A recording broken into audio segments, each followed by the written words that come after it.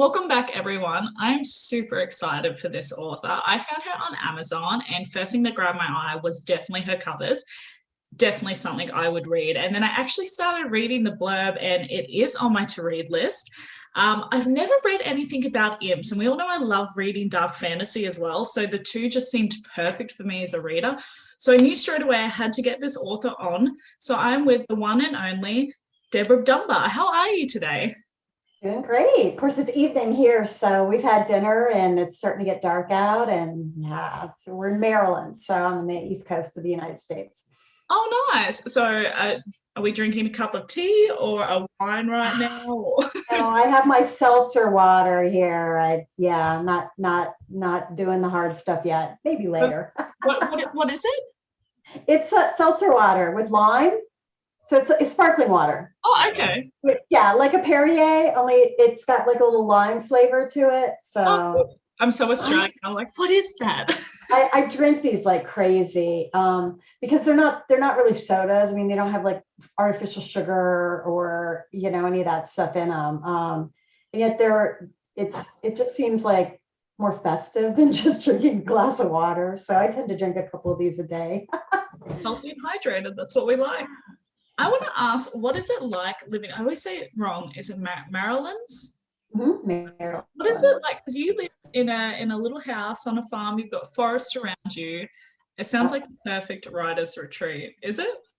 It would be if it wasn't for, like laundry and dirty dishes and, the cat puking on the floor and my kids needing help with their schoolwork. So it's funny because when I bought this house, that was what I originally intended it to be. I wanted a place where I could go and escape and write and everything. But my ex and I split up, and I ended up moving in here, and I love it. I really love it. It's a small little brick, what we call rambler. So it's like a little one-story house, and it's surrounded by woods. There's a farm across the street.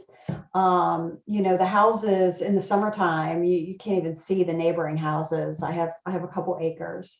So it's really pretty and it's very lovely, but sadly there's just, I can't escape the laundry. My favorite is the cat puking on the floor part because it always happens when you're like in the middle of something and you hear that sound and you're like, oh no.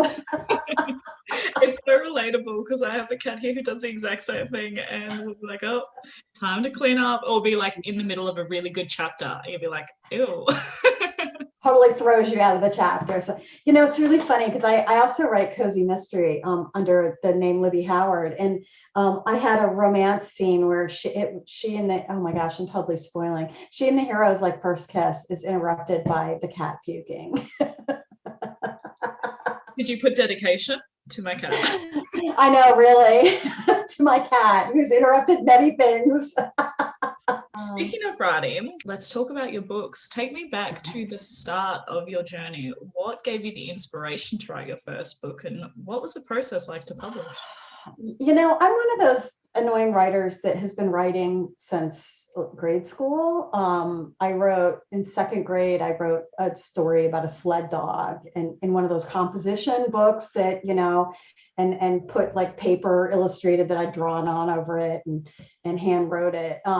And then I loved Scooby-Doo. And so I wrote a series of little short stories about, preteens, a group of preteens that were solving crimes. And I'm not a very good speller, as my editor will tell you. Thank goodness for autocorrect and spell check. But the guy in the little detective series his name was supposed to be Brian, and I misspelled it for brain. And everybody thought it was on purpose and was like, man, that's a really cool nickname for that guy because he is kind of smart. So I just went with it. I'm like, yeah, I intended that. I totally intended that. I started that. I've always written little op-ed pieces, short stories. I wrote a really cringeworthy Dragonlance fan fiction in college that will never see the light of day. But I pretty much just wrote for friends and family. So when I decided I was going to write the Imp series, A Demon Bound, the first Imp series book, was my first novel that I wrote with the intention of putting it out there. But I really only thought my friends and family would read it. So, I did all the right things. I hired an editor. I hired somebody to format it for me because I couldn't figure that out. My boyfriend at the time helped design a cover for it, because I didn't want to be embarrassed. And I had, back in my mind, I always had these little hopes that, maybe HBO would knock on my door, would somehow discover me. So I didn't want to be, so I did the right things, but I put it up on Amazon, honestly thinking, my friends and my family would buy it, and that was it. And that first year, I think I made all of $200, which did not cover my expenses. That's 200 gross, not net. Net was like negative something. But I kept writing. I mean, I wrote book 2, I wrote a novella, and then I went on to write book 3 and 4. And it was really around book 4 that sales started happening and things started moving for me. So it was really just a labor of love in the beginning, before it really became profitable. It's really interesting that at the start you thought friends and family would only read it, because for that first book, it have over 800 reviews, stellar reviews, might I add. I believe there's 11 books in that series. It is, and the world itself is, oh gosh, I can't even think of how big. I mean, all the connected books in it for the Imp world are, I don't know, like 30 books or something. It's huge.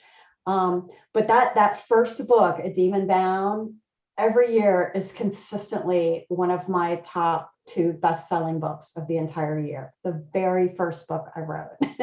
That's amazing. Yeah, it's a very long-lived series. I mean, it still sells well. 9 years later, that series still sells well.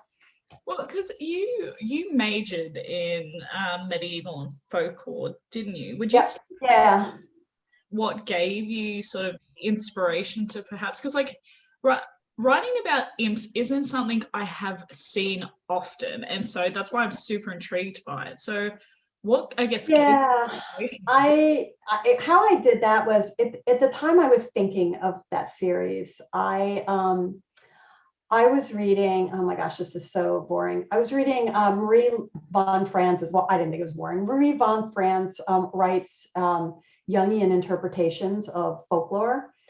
She deals a lot with the archetypes of folklore, and it's some really unusual folklore that you don't, not mainstream stuff. And I was reading a lot of that, and I was thinking a lot about the Jungian shadow and about the feminine in folklore, which is, again, the Jungian concept of feminine and folklore. Very academic stuff, but I was thinking a lot about that, and I was thinking, is being good a learned concept?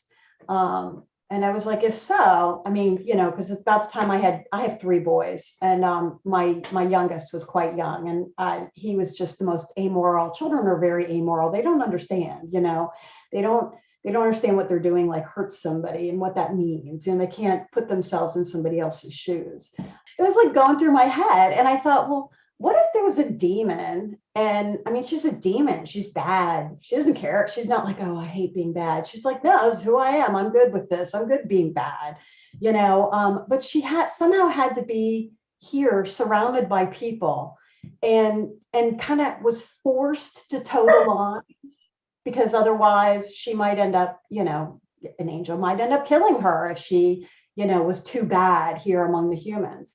Would she eventually, over 40 years or so, like kind of start to be good, start to have like ethics, start to have, a morality structure? So that was kind of what was going through my mind when I thought of Sam, who's my protagonist in the series. And she's very much in that series, she's very much an anti-hero. She's an unapologetic demon. She's an imp, which is very low caste of demon in my world. And so she's not very well respected in hell. She gets bullied a lot in hell. But I mean, here she's kind of a big fish in a little pond. And, but there's a limit to what she can do. She can't run around killing a whole bunch of people, because then an angel will show up and kill her, and that won't be any fun at all. So she kind of has to behave. And that was kind of the premise of it, is, her journey into being kind of good. She's still impish, but kind of good. I absolutely love that concept.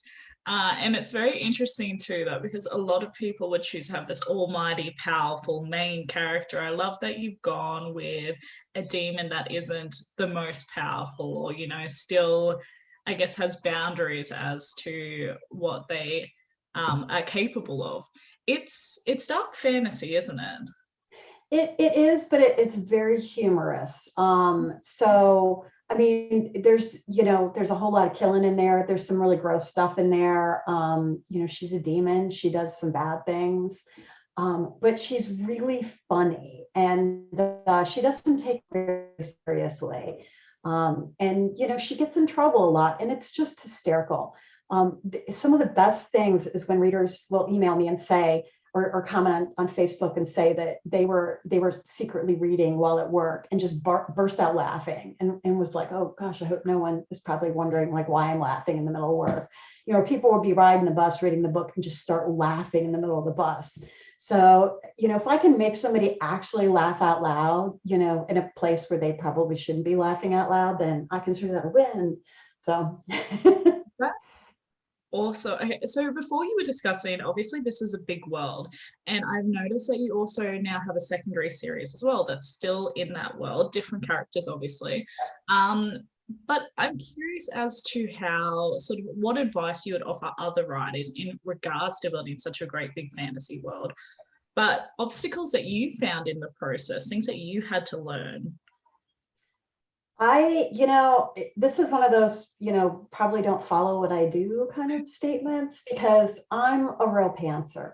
I think a lot before I start a series. I think a lot about the series. I think about the characters. I think about various situations they could or couldn't be in. And I don't just say this, my character is going to have X, Y, Z and PDQ. I sort of try on different clothes with the characters as far as personality traits, situations in their life that may or may not be important. But I just sort of think about it. Every now and then I think about, what would be this like? What would be that like? But when I sit down to write a book, other than having the bare minimum of plot points and turning points, that's it. The rest of it just flows. And although I write some scenes out of order, I can't do too much of that, because then I end up deleting a lot, because by the time I get to that scene, things have changed. So I end up with a bunch of deleted scenes and stuff like that. But for me, it's just, just letting my imagination go, just turning the spigot on and letting it all flow. I recognize that does not work for everybody. And for other people, there are many, many plot systems out there that encourage people to think about their protagonists, their antagonists, their motives, the side characters, the different turning points in the plot, their pacing. And I encourage people to go and use those. They don't really work for me. I just kind of let it go. And I think part of the reason I can do that is I've been an avid reader my whole life. I mean, insane. I don't read as much now as I used to, but as a child, I would go through 2 or 3 books a day. I mean, the library was so sick of seeing me coming. I read and read and read and read. So I think a lot of that whole plot structure and character development and dialogue and pacing is just sort of been baked into me with 56 years of reading. So Who are the authors that inspire you? I'd say, as far as urban fantasy goes, the first urban fantasy, I don't even know what urban fantasy was. Like at that time in my life, I read a lot of, my reading is very eclectic. It's historical romance, science fiction. I read a lot of biographies and nonfiction. Every now and then I read, sort of, literature, some Shakespeare every now and then, all over the place. But the very first urban fantasy I ever read was Kim Harrison's The Hollow series. And it was, it was a long time ago. It was probably like, I don't know, like 2009 or something like that when I read that series.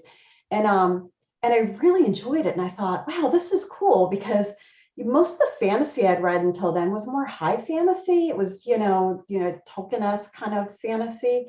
And I was like, wow, this is set in kind of a modern time, sort of alternate reality, modern time kind of thing. And I loved the pacing was very actiony. There wasn't, 20 pages describing the scenery or anything. It was all very actiony and very fast paced. I love the idea of a woman character who was motivated and able to take care of herself and get the job done. So Kim Harrison was the first one, and then I went on and I read Lona Andrews and Patricia Briggs, all the big names. I have to say I did not read Jim Butcher until very late in the game, and I think it's because I was just I was so into the female protagonist at that point, and I was like, wow, I'm not a martial artist sort of woman, but wow, I wish I was. I could read it and like totally sink into it. So, but yes, Kim Harrison sparked the fire. So I'm a little bit curious, and you said before that you began to write cozy mystery under, was Libby Howard, was it in there? Libby Howard. I write cozy mystery under that name as well. So what made you decide to try something different? My mother she passed away a few years ago, but she's amazingly supportive of everything I did.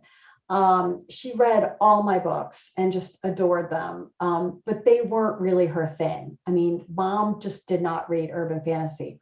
Mom loved mystery, and she was not real into like too thrillery kind of stuff. Just sometimes the suspense was too much. She liked good traditional, like a British style traditional mystery, or she loved cozies as long as they had a good mystery plot. She liked the quirky little town characters and all. And I was sitting around one time with her. She had cataract surgery, and she had her lenses replaced. And when the light would hit them right, there would be like this little sparkly in her eye that made her look like she was a superhero. These little sparklies in her eyes. And she was complaining at the time she had floaters. So she would see these shadows at the corner of her eyes from the cataract surgery, and they go away eventually. But I was like, Mom, what if it's not floaters? What if it's ghosts? What if you had cataract surgery and now you're seeing ghosts? It's triggered some, She was like, oh my gosh, don't tell me that. But it spawned the idea, and I was like, what if there was a woman, who had cataract surgery and could suddenly see ghosts? What if she like saw the ghosts of murdered people and solved those mysteries? So that was my idea for this mystery, and it just sort of percolated in the back of my head for a while. And then my mom was diagnosed with a very aggressive form of cancer, and I was like, I'm going to write these mysteries because I want to write something that she would have really loved to read. I mean, she loved my books, but she would have loved. So I talked to her about the plots and about the characters and all. And sadly, she passed before the first book did come out. But that whole cozy series, and it's now, I think, the 11th book publishes in May. In that series, that whole series is really dedicated to her, and I enjoy writing it. I love writing it, but every one of those books I write thinking about her and how much she would just love that series. So I don't even know what to say to that because that's so beautiful. I think that's lovely though that you're able to dedicate your entire series, that entire genre that you write to her. That's absolutely beautiful. And I guess it even, I don't know, it feels like it gives it a bit more purpose as well, I want to say. It is. And I like it too because it gives me a little bit of a break. Like right now I'm writing kind of simultaneously. So here I am writing the third book in my California Demon series, finishing up the first draft of it so I can send it off to my content editor. And it's sort of, that's got a lot of dystopian bent to it. So it's just huge action, tons and tons and tons of fight scenes.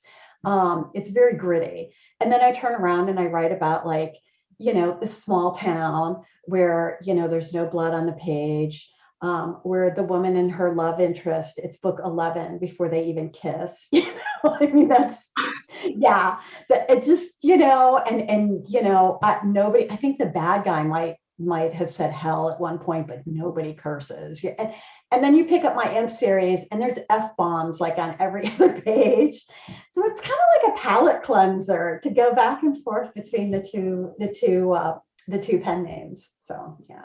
You write those at the same time, do you, just to sort of have a break from each other? Yeah, I do, because so I think about things in the background. So if I'm at a point where there's always like a book that needs to be written first, because I do pre-orders and I'm like, okay, I gotta get this one done. So, if I get to a point where I'm a little stuck, I just move on to another series, and it's like my brain, my rear brain works it out while I'm working the other series. So it's like how people go to sleep at night and then they wake up in the morning and like, I have the solution to the problem. It's kind of what happens. That's awesome. I want to know what your most memorable reader moment has been. Well, I mean, I don't know if he was a reader or if he, or what, but when the guy there's a home improvement chain here in the US called Lowe's, and they're not as big as Home Depot is like the big one, but Lowe's is like number 2. And I was in there and the guy looked at my credit card, and, he was some 20-year-old guy, and he looks at my credit card and he's like, are you a writer or something? And I was like, oh, the man at Lowe's recognized me. He probably didn't, but to this day, I'm like, some random guy at Lowe's recognized me. So that was great. But I also love, like, when I go to conferences, I just think I'm a nobody. I mean, I'm sure every writer thinks this, I'm sure, probably not Stephen King, but maybe Stephen King goes around and it's like, nobody's going to know who I am, But I go to these conferences and I'm sure nobody's ever heard of me. Nobody's read my books. I joke that I'm like the stealth author. And then out of the blue, somebody will be like, I just have to fangirl for a moment. I read your series and it's so amazing. And I'm just like, well, me? I love that. I mean, nothing makes me feel like all this hard work is worth it more than somebody just coming up to me and saying how much they loved reading my series. Somebody I don't even know. I love it. So one thing I do want to mention, when I was stalking you, Okay. I'll just say, I love that. Please stop me. One thing I did notice was how tight your social media is. Just in the sense that you have everything on your website, you have everything on your Amazon, and then you make sure that all the information that you have is on those. And I notice that sometimes authors get very scattered. They make sure that they're on everything. They're trying to put pockets of information everywhere, and it kind of loses itself, I want to say, amongst that. And also I know that can be very overwhelming for them as well, because then they can't focus on writing. So would you say that that has been sort of your take on it when it comes to like the marketing aspect of it? Your priority is writing? Yes. And I don't do social media. I mean, I appreciate the compliment, but I don't feel I do social media as well as I should. I feel I have everything set up and I have everything tightly branded, but I drop the ball a lot in social media. My Facebook group, I definitely try to be a little bit more active in there, because those are my fans. I mean, those are the people that are really my fan group. But things like every now and then I'll be like, oh my God, I haven't sent a newsletter out in like 4 weeks, you're like, ooh, or I'll look at my page or Instagram and I'll be like, oh my golly, I had a website redesign recently, and I had to move the blog because I'm like, I don't blog. I haven't blogged since last century. So, and I forget, so I'm like, just have a cool book page where people can easily find the books and the links, and then push the blog somewhere else. I will occasionally blog, but it just isn't important. So, that's not a huge priority. I try to do advertising, and I now have a virtual assistant to help me with some of the stuff, but I also have what I call my advertising buddy. I have another author, and she's very good at advertising, and we meet once a week. Sometimes we skip weeks or so, and basically we're accountability partners only with advertising. And I love it because I would start to run ads and then just like not look at them, not run any metrics on them. And, my spend would be out the wazoo, my conversions would be horrible, and I'm like, I can't keep doing this. So that really helps. But for me, my focus has always been on writing and getting the next book out. And I think for a lot of authors, that really should be the focus. I think for anybody starting out, or even somebody who only has like maybe 10 books out, writing should always be priority one, because your backlist pays the mortgage. Your backlist, having books in a series means that you can bid more on ads, because read through on that series spreads the ad cost out. So you can be more competitive in your ad bids and get more visibility because you can afford to spread that out in your series. So having a series is important. Having multiple series is important because then you have multiple points of entry for people to jump into your writing. And it also allows you to prioritize for different months. Like this series is for this month, and you can run ads, maybe get a book club, maybe do a sale. And then the next month is you're featuring the other series so that you're always fresh. You're not always pushing the same series. And you can only do that if you have the volume of books to work with. Your products have got to be enough that you can really do that. And then when you've got that volume, you can take risks, because your backlist is working for you and it's bringing in steady income and it's paying the bills.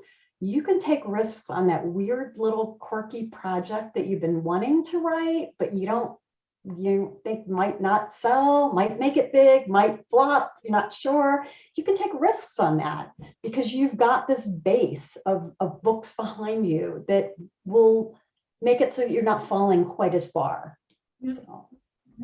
So when it comes to ads, because I noticed that you use Amazon ads, do you use Facebook as well? I do. And I did them for a while, and then I stopped. And then I was like, I'm going to hire somebody to do my ads. And that didn't work out. And then, a year later, I'm like, I'm going to hire somebody else to do my ads. And it didn't work out. I learned my lesson. It's really hard to hire people to do your ads. Nobody knows your product like you. Nobody cares about how much money you're spending and your conversion and your click-through rate like you. But now that I have my ad buddy, I am back into Facebook ads, and I'm trying to be very savvy about Facebook ads, about the graphics, about when I run them, how I cycle them out, my metrics, and she's helping me with that. It used to be I just would run a Facebook ad, and like 2 months later, I'm like, maybe I should check that out. Where did you learn to do ads? Because I know there's plenty of options. There is, of course, doing free courses, paid courses, Googling. You could try to do it yourself, which will be very expensive, or having a mentor, a friend to guide you through the process. How did you learn? The hardest thing about ads is you can't just learn it and then be done learning it. I took a course. Actually, I took a couple of courses over the course of 9 years. I've taken a couple courses, and then I bought books. I'm at the point now where, because I've already paid a lot of money for courses, every now and then I'll just pick up a book and I'll read it and see, has anything changed?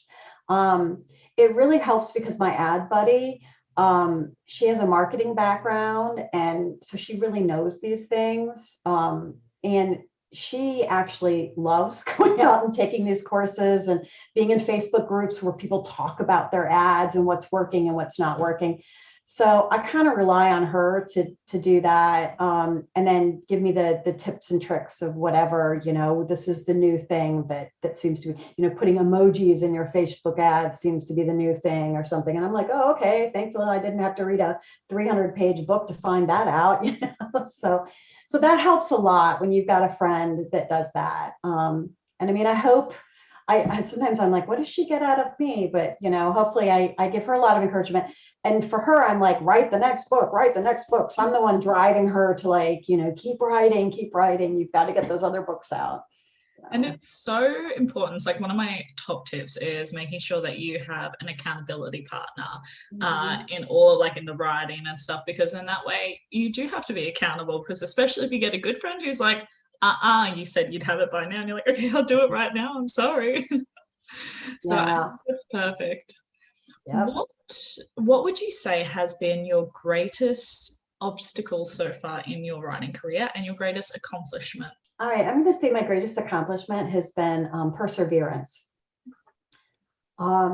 This career is not for the faint of heart. And there are many, many podcasts out there highlighting authors who made 7 figures with their debut novel. and it's like, that's like, winning the Powerball. It's a great thing for, and if you enjoy playing Powerball, go play some Powerball. But you can't get mad at the world when you don't win the Powerball.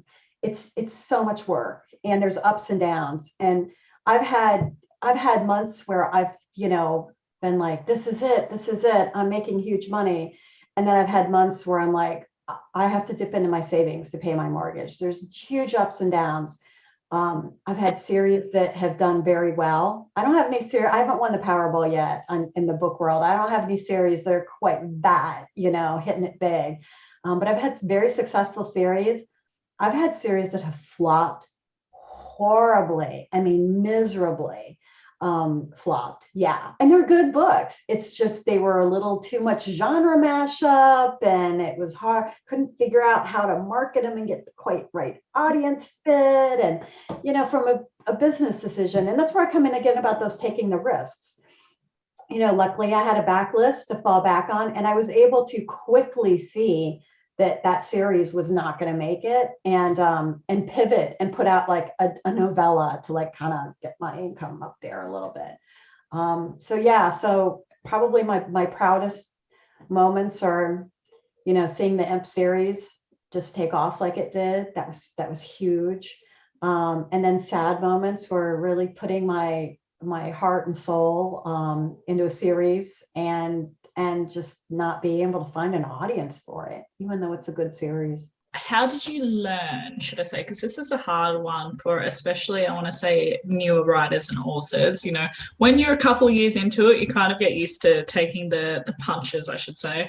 But how did you learn to build the confidence, but also not take it so personally?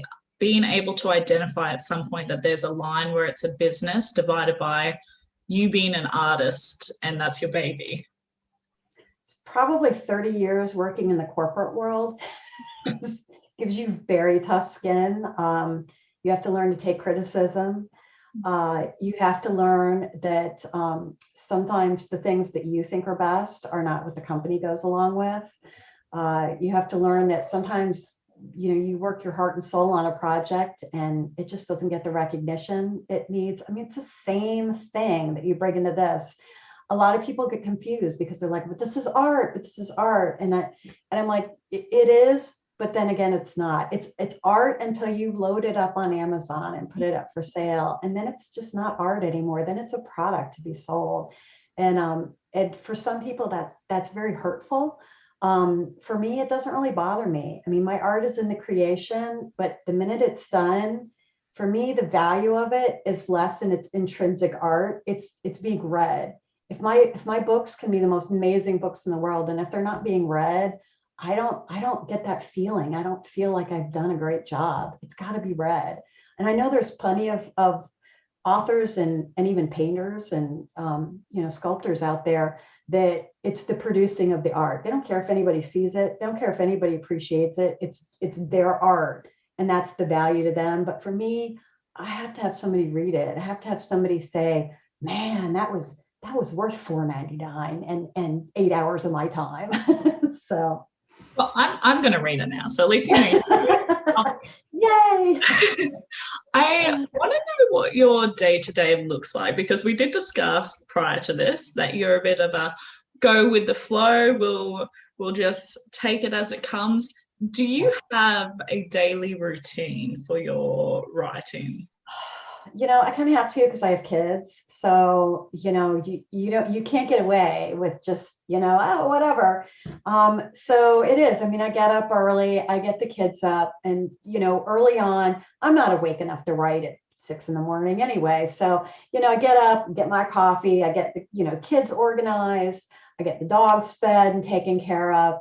And then I like to take my laptop and crawl back in bed with my laptop for a couple of hours. My bed's very comfortable with my coffee. And, sometimes I'll put on some music in the background and I'll write for a little bit. Lately, there's an 8 a.m. I'm on the Clubhouse app, and there's an 8 a.m. group of authors that gets together, and they call it like the coffee club or something. And they get together, and for an hour, it's just people talking about like, industry stuff. And I've gotten to really rely on that, I've gotten to the point where I don't miss that, because one of the hard things about being a writer is it's very isolating. It's very lonely. And I miss the corporate world where there were people and you would stand around the coffee pot or the water cooler and, chat about your weekend or talk about like, oh, did you hear about that, the big audit in accounting, that kind of stuff. And I kind of miss that. So I do that from like eight to 9. And then it's just a mixed bag. It's like sometimes I write in the morning. I like to write in the morning. I like to get it done. And I try to do like ads and other stuff in the afternoon. Past 5 o'clock, it's hard for me to write past 5 o'clock. I just don't think, my brain is wired for that. But if I'm on deadline, you better believe I'm writing past 8 o'clock. So yeah, I mean, I have this next draft has to go to my content editor on Friday. So yeah, once we're done with this call, I'll probably pick up the laptop and do at least one more chapter. I'm in the revision stage, even though it's a draft. My drafts are ugly, so I have to do a little revision. I feel like we have a lot in common, and it's scaring me. So I'm currently in the same process. I'm like, no. Okay, so what does your publishing process look like? So from when you're writing your first manuscript all the way through to, editors, beta readers, all up until the point of when you hit that publish button. What is your process look like? I have to step it back because my process really takes place with the strategic plan that I do. Kind of here's where I do have an MBA. Here's where my MBA comes out. But I just, I need to know roughly, because the pieces move around, but I need to know roughly like what's happening this year. What books do I need to put out this year? What books do I need to put out in the next 3 years? And that's because I have, I have a lot of different series. And, even though there are some series that are in the front, and those series get like maybe 3 books in a year, but then there's series in the background. And I still like every year or two, put out a book in that series. Like the Imp series itself, I'll write books in the world, but then every year or two, I will put 1 or 2 books out in the actual main Imp series itself. And I have to plan those. I have to think about, I can't let it go too long, or people will be like, gosh, is she ever going to put out a book in that series again? But on the other hand, there's different priorities as far as, what I think is going to hit well, what's going to sell well, what's going to make the bigger splash. So that's where I start. I start with that whole strategic plan. And then I write more than 1 book at once. I'm usually 1 book's in draft, or at the end of its draft. The other one's at the beginning of its draft. One's maybe out at edit, getting revised or so. But I spend probably about 4 to 6 weeks writing the book. I have a content editor for some books. Some books I don't use a content editor for. I just write them, revise them. So it's write, revise, send it off to edit. And then when it comes back, I do another very hard look at it. I might do a few little tweaks here and there if I have like a repetitive word or repetitive phrase. And then some books I do send out for a second edit, just more of a proofread. I need somebody just to keep an eyeball on it for any typos that got missed in the process. And then off it goes. It gets uploaded. And then I actually have a schedule of, where I post and announce I pre-order, so stuff's kind of out ahead of time, but I do like a little bit of a splash.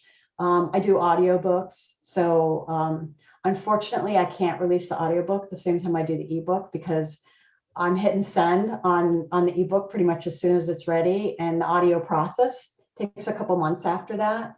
So there's a delay on that. But I mean, there's all these moving pieces. It's kind of crazy. Tell me about the audiobook process. I'm really intrigued by this because personally I've not yet delved into it, but it's something I'm looking into. So for somebody such as myself, what advice would you offer? What were some learning curves you found out the hard way, I guess? Well, I mean, when I first started getting into audiobooks, none of the audiobook producers were knocking on my door. I was not big enough fish for them to be interested in me. But I felt like, I have so many friends that listen to audiobooks. And I feel like it was a growing media. I mean, this is back in like 2014 or something. And I was like, I think they thing. So I went on to ACX, and I asserted my titles. I like claimed my titles, and for Demon Bound, and I put out for auditions, and I got like 300 auditions. But there's a lot of narrators looking for work, and I actually, in addition to just putting it out there and asking for auditions, I went and listened to samples of audiobooks from different authors in the genre. So I went and listened to all the different urban fantasy samples, and I wrote down which of those narrators I thought might make a good narrator for my series. And then I reached out to them through ACX and messaged them, and I said, would you be interested in auditioning for this? So at the end of the day, I did. I sat down and listened to 300 auditions, narrowed it down, and then I had a party. I had 5 friends over. These people had all read my books. 3 of them were audiobook listeners who, I trusted to tell me what they liked and what they didn't like. And we all sat around a table with pizza and beer, and we listened to my top 10 audio narrations. And it was unanimous. Everybody agreed that Angela Risk, who is narrating the Imp series, was the clear winner. Everybody said, "Oh my gosh, her voice," because she's got kind of a smoky voice to her, kind of a smoky, gritty voice, and everybody was like, "This is it. This is it." And it was really interesting because she had some audio credits to her name, but she was not like a huge audio narrator at the time. But I was like, this is the right person. And she has narrated, everybody says she's the voice of Sam. She has narrated the entire Imp series. She has narrated quite a few of the spin-off books as well. She's narrated my Accidental Witches, which are my paracozies, my paranormal cozies. And she's great to work with. But the auditioning process is, like I said, it was having to go through 300 auditions was really hard. It was so time consuming. But so that's how you get your narrator. Once your narrator produces the finished audio files and loads them up, I listen to every single audio file. And we're talking, that's anywhere from 7 to 10 hours of audio. My butt is in a chair and I listen to them because things slip through. I mean, sometimes the production, sometimes they do their own production. Sometimes they send out for production, and things occasionally get missed. And I have sometimes caught, like, there's been a repeated phrase or a skipped phrase. And I go back and make whoever my narrator is for that series, like, put it back in. So it's time consuming.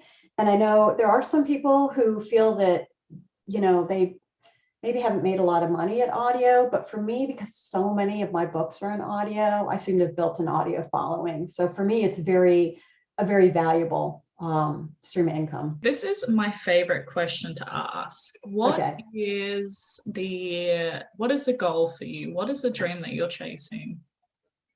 I want to be on Oprah and have HBO I dream big. I do. It's just how I am. I mean, what's that Pussycat Dolls song, When I Grow Up, that you want to be rich and famous and, Yes. yeah, that's me. I mean, that's pretty, I've always wanted that. And it's a dream I will always chase, and it may never happen, but that's okay. I mean, I don't have to achieve it. In fact, if I achieved it, I probably just want something more, like, I don't know, Martians to, read my books or something. I don't know. But I mean, I'll always chase that dream, and it's big goals, and yeah. So yeah, HBO, if you're listening, I'm here. I'm here. Come see me. Yes, these are author goals. I'm feeling very inspired right now. So I have a new segment. It's called Speed Dating with an Author. So you and I are going to go on a romantic date. I set a candle. You're very welcome. Oh, thank you. So basically what it is just 5 rapid questions. Are you ready? I'm ready.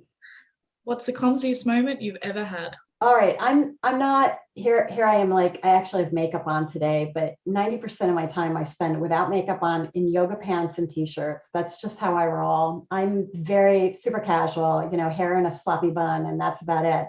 But my 20s, I went to a nightclub with a friend of mine, and I was dressed to the nines, my little black dress.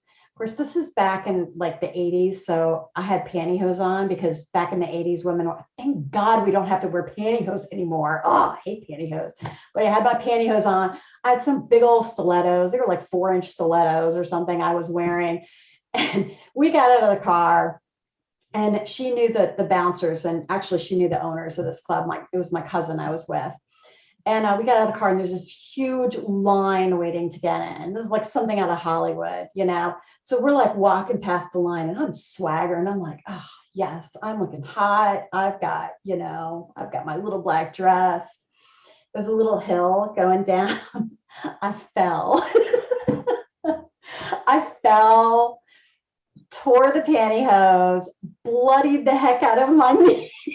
I was like bleeding all over the place. So we get it. Of course, I'm like, yeah, I'm hot. So we get into the bar, and I immediately have to go into the bathroom and like throw the pantyhose away. And I'm there with like paper towels, like on my knee, like trying to wipe the blood off my knee. Thankfully, it was a black dress and it didn't show the blood. So yeah, that's my clumsy moment. I feel like that's a classic.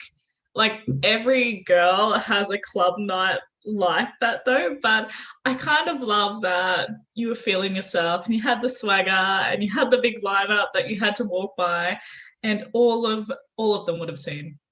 Oh, and they probably were like, yeah, she thinks she's just going to walk on in. Ha ha ha. I mean, and I'm like, the one time in my life that I'm all girly girled and that happens. I'm like, that was the universe telling me, girl, stick to your yoga pants and your t-shirts, because clearly you are not made for the little black dress. But you still look smoking hot, and that's all that matters. Well, I hope so. Thank you. What are 3 words that you would best describe yourself with?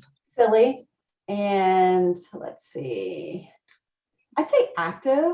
I'm always moving. I was one of those annoying kids in high school that I was doing cheers all the time, like this all the time. I can't watch TV without being like knitting or doing something with my hands. So active. And then the 3rd word is probably chocoholic. Oh, I like that. That's probably a good balance between your last 2 then, chocoholic. Yeah. Unfortunately, the chocoholic is probably more prominent than active, So What song best describes you? I probably like Highway to Hell.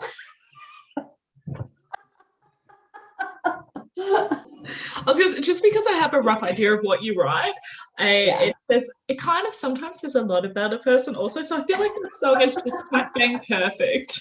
Yeah. So, well, I always joke that they should play that at my funeral. I have some very religious family. They would just be shocked, but no, they shouldn't be shocked. They know me by now. Okay, so I'm intrigued about this answer now. What is your life motto? All right, I have a sign up on my wall and it says, if your dreams don't scare you, they're not big enough. And that's probably my life motto. Dream big, and yeah, it's scary, but that's and you get one life, and let's do it up. So yeah, if your dreams don't scare you, they're not big enough. I love that. What is a unique skill set or talent that you have that not many people know about? Of course, everybody knows about my identify roadkill skill because I have that on some of my bios. When I was a kid, when I was little, I wanted to either be a dog, like a literal dog, like I wanted to be a dog. Probably my fascination with werewolves, but I wanted to be a dog, or I wanted to be a writer, or I wanted to be a medical examiner doing autopsies. Those are the three life goals, when I was a kid. And so, obviously there weren't like bodies for me to go around. So I would go around, and I mean, I didn't like dissect roadkill or anything, but I'd be like, that's a possum, that's a fox, and I got, so I could spot it from a mile away. So now it's a joke. I ride with my kids in the car, and there'll be like a clump of fur over on the side of the road, and they'll be like, quick, Mom, what is that? And I'm like, oh, it's a raccoon. You can tell by the coloring that's a raccoon. Well, usually they have a little tail, I can tell, but No. Superpower, identify roadkill. I want to say that's a good superpower. It's an absolutely useless superpower. I was like, in a life and death situation, I don't know how that all assists you, but nothing you can use that for. I did say unique talent and skill set. Yeah. Unique. I love it. So that is all my questions. What do you have coming up? What are you releasing? Where do we find you? Where do we stalk you? Well, this is the year of the California Demon series, which is a spinoff series from the Imp World. And because, last year was such a dumpster fire that I decided I was going to write dystopian. In a year where everybody wanted escapism, I was like, no, I want a dystopian urban fantasy, because I wanted to see, I wanted to write about a protagonist who is facing some really bad stuff and winning. When a tough woman fights her way through the bad stuff kind of thing. So this is the year of California Demon. So book 3 is coming out in July for that. And you can stalk me on, let's see, probably I'm mostly on Facebook. So both my page and Debra's Demons, my reader group on Facebook. If you hit me up on Instagram, you'll see the occasional book post, but mostly that's all pictures of my horses and dogs, and occasionally my cat on there. And then on Twitter, I don't do much on Twitter. I tend to go there and like read everybody else's posts. And so I'll like retweet some interesting stuff and all, but I am on Twitter. I usually check in about once a day or so there. So if you want to engage with me on Twitter, I am there. Just don't post a lot. I tend to just retweet interesting, cool stuff I see. So I will definitely be joining the Facebook group. I don't think I'm yet a part of it, but I know that when I start reading this book, I want to be a part of it. But thank you so much for hopping on today. It's been so good to chat with you.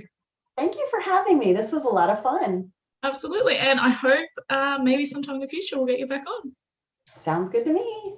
Awesome. All right, I will talk to you later. Stay in touch, Debra. Great. Thank you. Bye. Bye.